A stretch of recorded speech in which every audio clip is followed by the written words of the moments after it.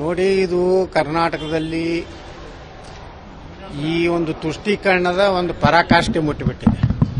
ಸಿದ್ದರಾಮಯ್ಯನವರು ನಿಜವಾದಂಥ ಕನ್ನಡಿಗರಿಗೆ, ಮೂಲ ನಿವಾಸಿಗಳಿಗೆ ಪುನರ್ ವ್ಯವಸ್ಥೆಯನ್ನು ಮಾಡಬೇಕು, ವಸತಿ ಸೌಲಭ್ಯ ಮಾಡೋದು ಬಿಟ್ಟು ಏನೋ ಕಾಂಗ್ರೆಸ್ಸಿನ ಹೈಕಮಾಂಡ್ ಮುಖ್ಯಮಂತ್ರಿ ಉಪಮುಖ್ಯಮಂತ್ರಿಗೆ ವಾರ್ನಿಂಗ್ ಮಾಡಿದ್ರಿಂದ ಇಲ್ಲಿಯ ಲೋಕಲ್ಲೂ ಅಲ್ಲ ಅವರು, ಮತ್ತು ಬಹಳ ವರ್ಷಗಳಿಂದ ಇದ್ದವರು ಅಲ್ಲ, ಮತ್ತು ಅದರಲ್ಲಿ ಸಾಕಷ್ಟು ಅವರ ಯಾವ ಉದ್ದೇಶದವರು ಯಾರು ಏನು ಅನ್ನುವಂಥದ್ದು ತನಿಖೆ ಮಾಡದೆ ಕೇವಲ ವೋಟ್ ಬ್ಯಾಂಕ್ ಸಲುವಾಗಿ ಇವತ್ತೇನು ರಾಜ್ಯ ಸರ್ಕಾರ ನಿರ್ಣಯ ಮಾಡ್ತಾ ಇದೆ, ಇದನ್ನು ನಾವು ವಿರೋಧ ಮಾಡ್ತೀವಿ. ರಾಜ್ಯದಲ್ಲಿ ನುಸುಳುಕೋರು ಯಾರಿದ್ದಾರೆ, ಬಾಂಗ್ಲಾದೇಶಿಯರು ಯಾರಿದ್ದಾರೆ, ರೋಹಿಂಗ್ಯಾಗಳು ಯಾರಿದ್ದಾರೆ, ಅವರೆಲ್ಲ ಸಂಪೂರ್ಣ ತನಿಖೆಗೊಳಪಡಿಸಿ ಪುನರ್ವಸತಿ ವ್ಯವಸ್ಥೆ ಕಲ್ಪಿಸಬೇಕು ವಿನಃ ಹಲವಾರು ದಶಕಗಳಿಂದ ಉತ್ತರ ಕರ್ನಾಟಕ ಜನ ಇಲ್ಲಿ ಕೂಲಿ ನಾಲಿಗಳಿಗೆ ಬಂದಂಥವರು, ತಮ್ಮ ಜೀವನೋಪಾಯಕ್ಕಾಗಿ ಬೆಂಗಳೂರನ್ನು ನಂಬಿದಂಥ ಜನರಿಗೆ ಪುನರ್ವಸತಿಗೆ ಸೌಲಭ್ಯ ಕಲ್ಪಿಸೋದು ಬಿಟ್ಟು ಕೇವಲ ಕಾಂಗ್ರೆಸ್ಸಿನ ಹೈಕಮಾಂಡ್ಗೆ ತಲೆಬಾಗಿ ಕನ್ನಡಿಗರಿಗೆ ಅಪಮಾನ ಮಾಡೋ ರೀತಿಯಲ್ಲಿ ಏನು ಮಾಡ್ತಾ ಇದ್ದಾರೆ, ಇದನ್ನ ನಾವು ತೀವ್ರವಾಗಿ ಖಂಡಿಸ್ತೇವೆ.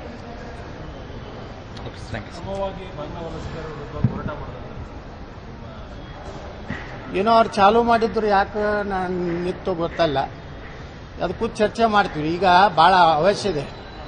ಇಡೀ ದೇಶದಲ್ಲಿ SIR ಲಾಗು ಆಗ್ತಾ ಇದೆ. ಇವತ್ತು ಉತ್ತರ ಪ್ರದೇಶದಲ್ಲಿ, ತಮಿಳುನಾಡಿನಲ್ಲಿ ಸುಮಾರು 1 ಕೋಟಿ ಸಮೀಪ ಇವತ್ತು ನಕಲಿ ಮತದಾರರು ಸಿಕ್ಕಿದ್ದಾರೆ. ಪಶ್ಚಿಮ ಬಂಗಾಳದಲ್ಲಿ 1 ಕೋಟಿ ಸಮೀಪ ಸಿಕ್ಕಿದ್ದಾರೆ.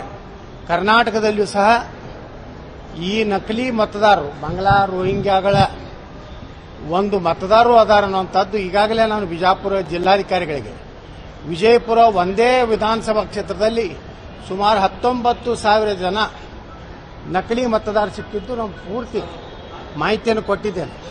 ಅದೇ ರೀತಿ ಕರ್ನಾಟಕದಲ್ಲಿಯೂ SIR ಪ್ರಾರಂಭ ಆಗಬೇಕು, ಮತ್ತು ಇಂಥ ಏನು ನಕಲಿ ಮತದಾರರು ಬರೀ ಅವ್ರನ್ನ ಕೈ ಬಿಡುವುದಲ್ಲ, ಈ ಭಾರತದ ಗಡಿ ಆಚೆಗೆ ನುಗ್ಗಿಸಿಕೊಡುವವರಿಗೆ ಸರ್ಕಾರ ಕ್ರಮ ತಗೋಬೇಕು.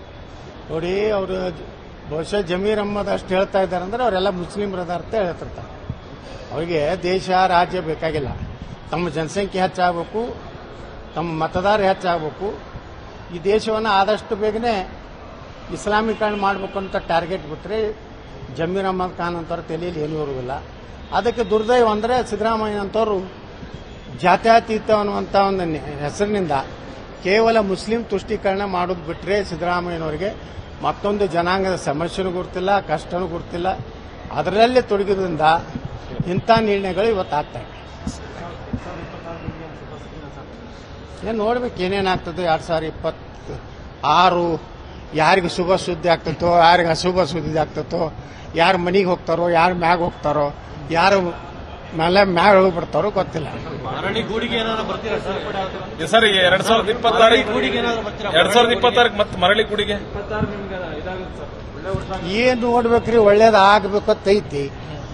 ಸಾಕಷ್ಟು ಬೆಳಗಾವಿ ಅಧಿವೇಶನದಲ್ಲಿ ಸಾಕಷ್ಟು ಶಾಸಕರುಗಳು ನೀವೆಲ್ಲ ಬರಬೇಕು ಬಿಜೆಪಿಗೆ, ಬರದೇ ಇದ್ರೆ ಈ ಏನು ಜನ ಆಕರ್ಷಣೆ ಮಾಡಲಾರ್ದಂಥ ವ್ಯಕ್ತಿಯ ಮುಂದೆ ನಾವು ಜೋತ್ ಬಿದ್ದು ಹಣ ಖರ್ಚು ಮಾಡಿ ಜನ ಸೇರಿಸಿ ಕಾರ್ಯಕ್ರಮ ಮಾಡೋದ್ರಲ್ಲೇ ಸತ್ತು ಹೋಗಿದ್ದೀವಿ ಅಂತೇಳಿ ಶಾಸಕರು ಪಾಪ ತಮ್ಮ ನಾವು ಹೋದ್ರೆ 10-20 ಸಾವಿರ ಜನ ದುಡ್ಡಿಲ್ಲ ಅಂತ ಸೇರ್ತಾರೆ ಅಂತೇಳಿ ನಮ್ಮ ಶಾಸಕರಿಗೆ ಒಂದು ಈ ವರ್ಷ ನನಗನ್ನಿಸ್ತದೆ ಖರ್ಚು ಕಡಿಮೆ ಮಾಡೋ ವರ್ಷ ಆಗ್ಬೇಕಂತ ಅವ್ರದ್ದು ವಿಚಾರ ಇದೆ. Thank you sir.